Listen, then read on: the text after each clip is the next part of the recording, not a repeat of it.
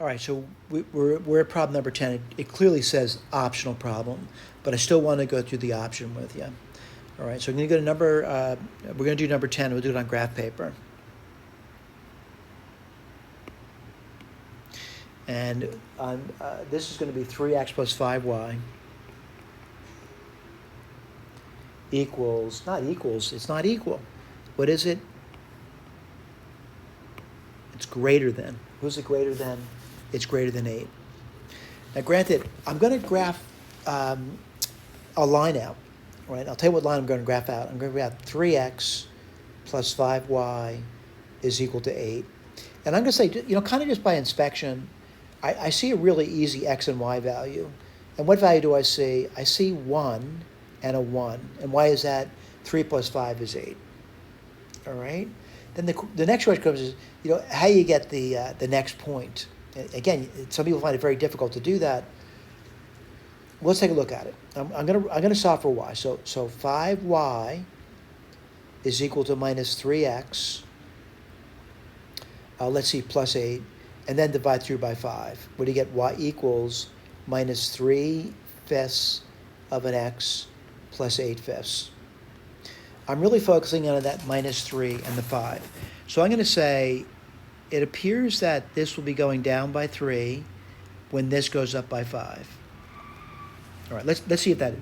1 down by 3 would be minus 2. 1 up by 5 would be 6.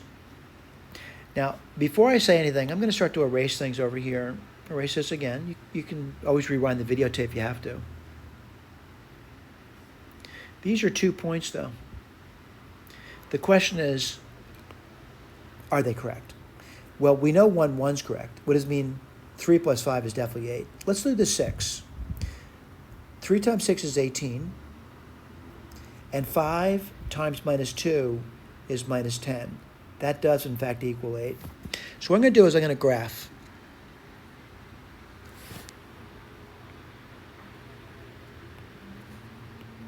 A red pen out.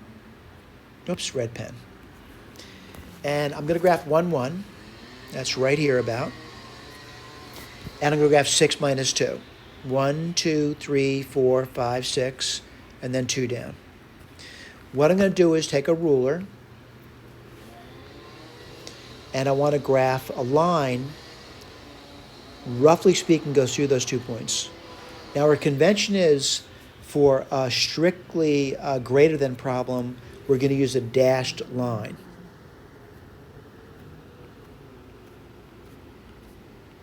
You notice I'm just using a dashed line over here.